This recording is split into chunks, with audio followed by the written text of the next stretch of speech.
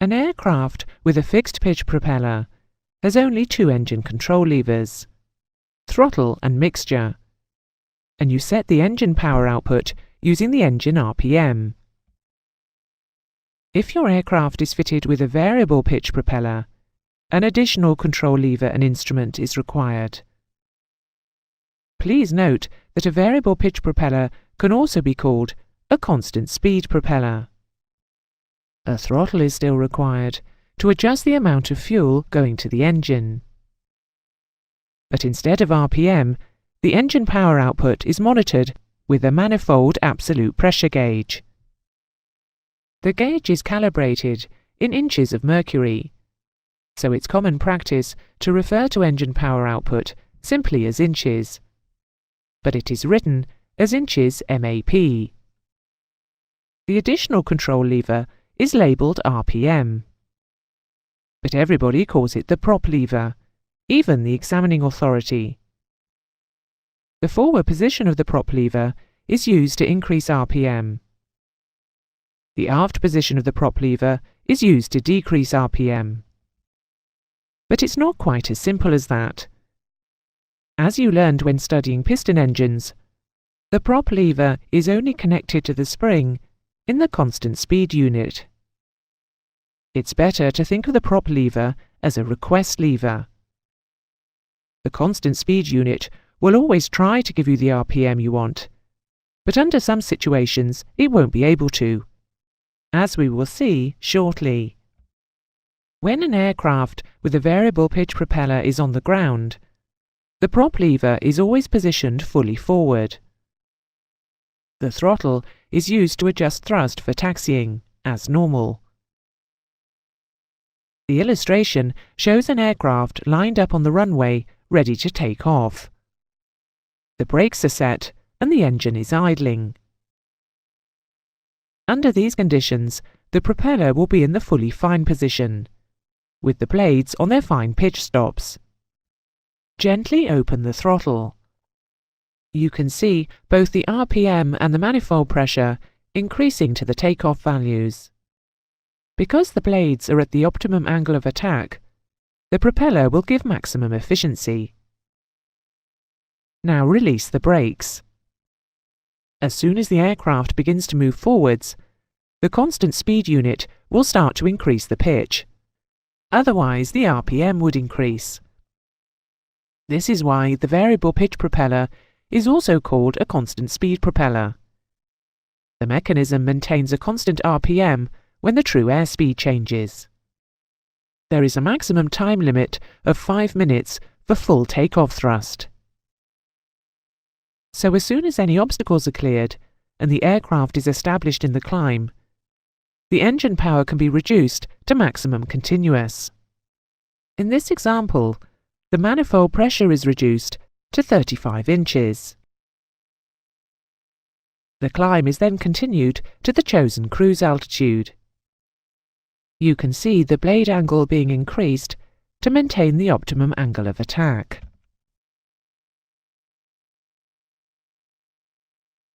You now have to level off and reduce power output to the cruise settings. In this example, we'll use 23 inches and 2300 RPM for the cruise. The recommended practice when reducing the engine power is to reduce the manifold pressure first. Gently retard the throttle to give 23 inches of manifold pressure. Now gently pull the prop lever back to reduce the RPM to 2300. The advantage of a variable pitch propeller is that under most normal operating conditions, the optimum blade angle of attack is maintained, thus ensuring the propeller operates with maximum efficiency. But what would happen if the throttle is closed or the engine fails? There is now no shaft power. Trying to maintain the requested 2300 RPM, the constant speed unit will fine off the blades. But it can only do so until they reach the fine pitch stop, after which the RPM will decrease. The propeller is now generating drag instead of thrust, and torque is acting to keep the propeller rotating. In fact, the forward motion of the aircraft is rotating the propeller. The propeller is said to be windmilling. The drag from a windmilling propeller is known as windmilling drag. The engine controls have moved to the left, so you can see the next consideration. A single-engine aircraft with a variable pitch propeller does not have a mechanism to feather the propeller to reduce windmilling drag. However, it is possible to reduce the windmilling drag on a single-engine aircraft by pulling back the prop lever. You have requested a lower RPM, so the constant speed unit will drive the propeller blades towards course. This reduces windmilling drag. On a multi-engine aircraft, windmilling drag on the failed engine must be reduced to keep VMC as slow as possible. So a mechanism is incorporated to drive the propeller past the course pitch stop into the feathered position. The blades are now at zero lift angle of attack. There is no torque because the airflow is no longer able to rotate the propeller, and drag from the stationary propeller is minimized, thus reducing asymmetric thrust. We know that a propeller generates thrust by accelerating air rearwards. Therefore, a more powerful engine will require a propeller that can accelerate a greater mass of air rearwards.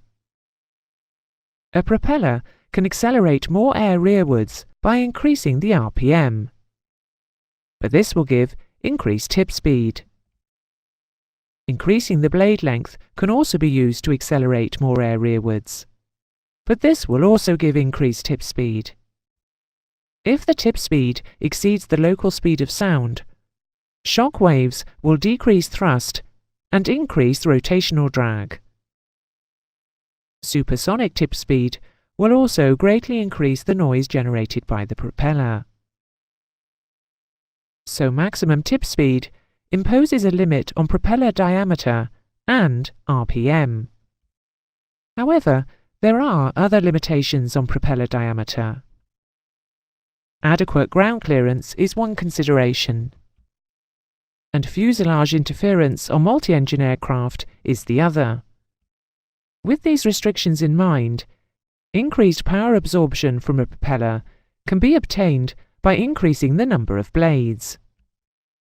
A 3-blade propeller can accelerate a greater mass of air rearwards without excessive tip speed or problems with ground clearance or fuselage interference.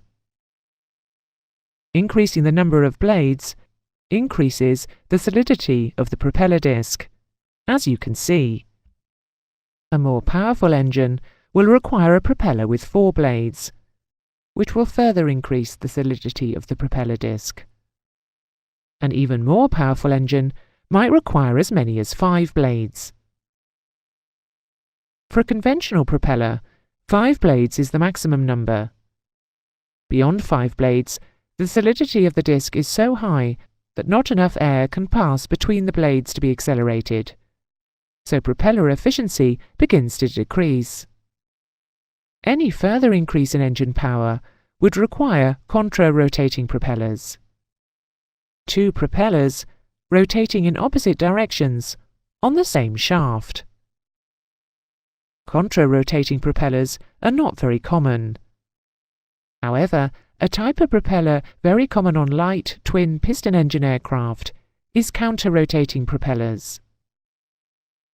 These have nothing to do with power absorption, but as their name is very similar, it is worth reviewing the difference. Counter-rotating propellers are 2 propellers rotating in opposite directions on different shafts. Counter-rotating propellers are fitted to eliminate a critical engine. The next lesson will cover propeller turning effects.